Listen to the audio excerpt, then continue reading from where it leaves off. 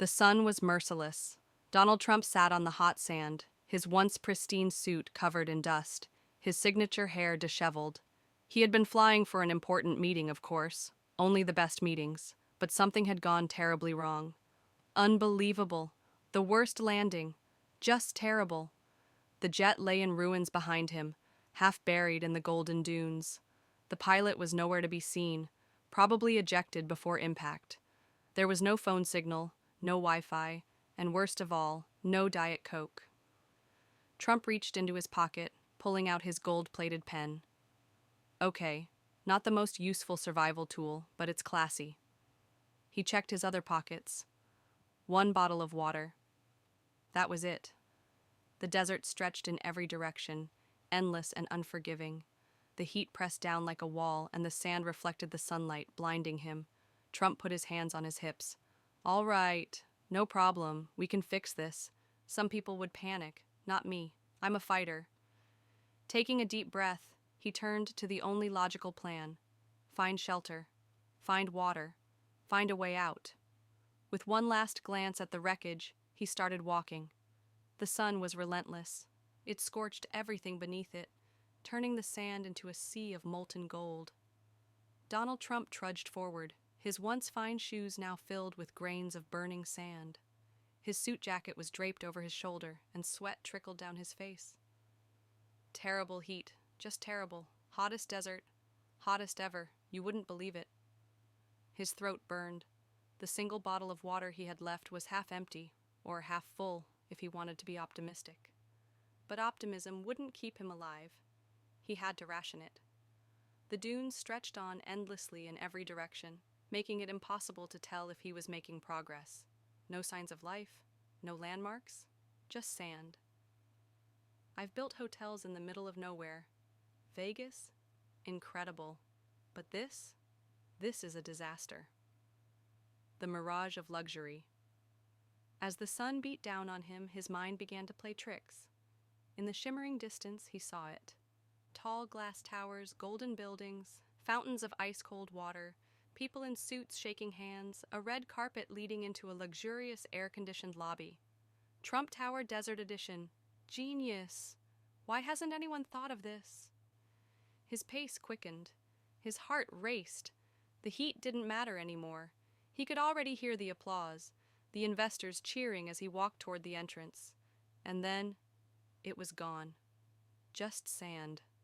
Just an empty wasteland. Trump stopped, blinking, breathing heavily. Fake news. That was real. It was real. He wiped his forehead and pushed forward. He had to keep moving. The vultures are watching. A shadow passed overhead. Trump looked up. Vultures, circling, watching, waiting. Oh no, no, no, not happening, not today, I don't lose, believe me. But the birds weren't stupid. They knew weakness when they saw it. Trump tried to ignore them, but the reality was sinking in. If he didn't find water, and soon, he wouldn't have to worry about survival strategies. He'd just be part of the desert. He pulled out the bottle of water, staring at it. One sip. Just one. He unscrewed the cap and let a single drop hit his tongue. It was heaven. But it wasn't enough. The desert wanted to break him. He was determined not to let it. With a deep breath, he kept walking. The sandstorm had turned the desert into a swirling nightmare. Wind howled like a jet engine, flinging grains of sand into Trump's face, stinging his skin like 1,000 needles. He could barely see a few feet ahead, but there, moving steadily through the chaos, was the Coyote, its lean, shadowy form barely visible against the storm's fury. Instinct told him to follow. Trump stumbled forward, shielding his face with his jacket. Every step was a battle, his legs feeling like they were wading through quicksand. The Coyote never looked back, but it never ran too far ahead either, like it knew he was following. This is crazy, absolutely insane. I'm following a dog through a sandstorm. People are never going to believe this. The storm raged on, but the Coyote moved with purpose, as if it knew a way out. Trump forced himself to keep up. Then, after what felt like hours, the wind started to die down. The thick cloud of sand began to settle, and as it cleared, Trump finally saw where the coyote had led him. The hidden canyon. In front of him was a break in the endless dunes, a narrow canyon, its rock walls providing shelter from the wind. At the bottom, between the jagged formations, there was something even better. Water. A small, shallow stream trickled through the canyon floor, glistening like liquid gold under the setting sun. Trump nearly fell to his knees. "Oh, this is beautiful. This is the best water, the best." Ignoring everything else, he rushed forward, dropping to the ground and cupping his hands into the water. He gulped down cool, life-saving mouthfuls, the relief immediate and overwhelming. He splashed water on his face, feeling like a new man. The coyote watched him from a few feet away, its eyes sharp and calculating. It had led him here. "You know, I should name you. You're a smart one, a survivor, just like me." He thought for a moment. "I'll call you Wolf. Even though you're not a wolf, but hey, branding is everything." A temporary refuge. With the storm gone and water secured, Trump assessed his situation. He had no supplies, no map, and still no sign of rescue. But he wasn't dead. That was a win. As night fell, the desert transformed. The unbearable heat vanished, replaced by a creeping chill. Stars exploded into view, stretching across the sky in an endless sea of light. It was the most stars he had ever seen, more than any rooftop in Manhattan could ever show. For a moment, he felt small. He sat on a flat rock, looking at the coyote curled up nearby.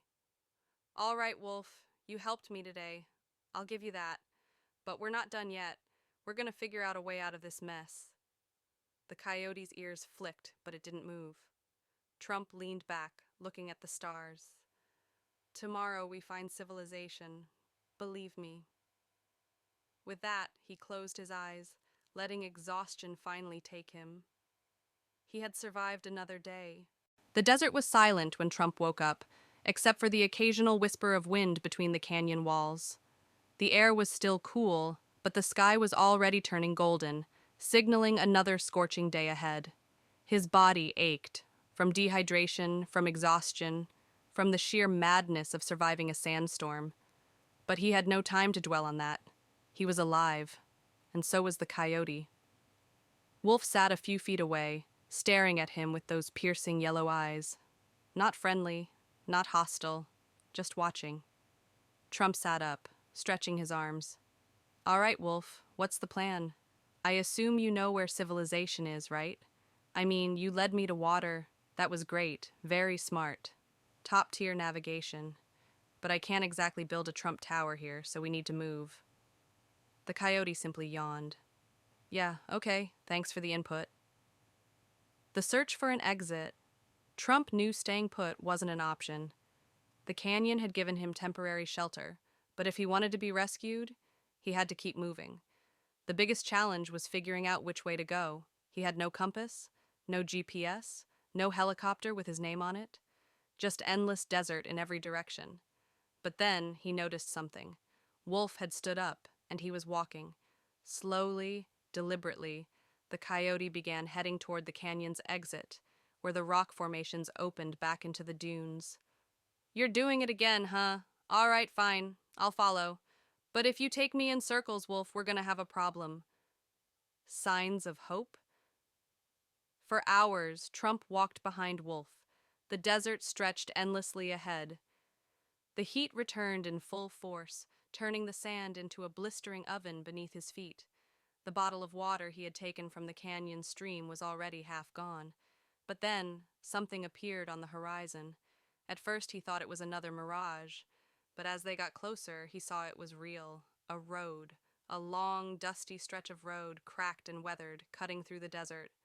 Trump grinned. "Oh, this is big. This is huge. I mean, look at that. Civilization. And I got here by following a coyote. Fantastic."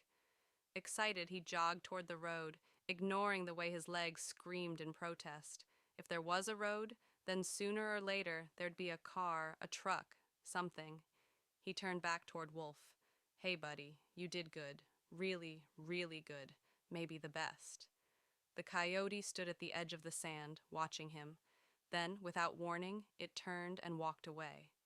Just like that. Trump blinked, staring as the animal disappeared back into the dunes. That's it, huh? No goodbye? All right, Wolf, do your thing. With one last look, he turned back toward the road. He had survived. Now he just needed a ride. Minutes passed, then an hour. The sun climbed higher. No cars, no trucks, just silence and heat. His excitement turned to frustration. Unbelievable. A road in the middle of the desert and not a single vehicle. What is this? Government regulations slowing everything down. He sat down at the road's edge, wiping sweat from his forehead. Then, in the distance, something moved. A faint dust cloud kicked up from the horizon. A vehicle. Trump jumped to his feet, waving his arms wildly. Hey, over here! I'm the best guy you're gonna find out here, believe me. The engine roared closer, and soon a rusty old truck pulled up beside him.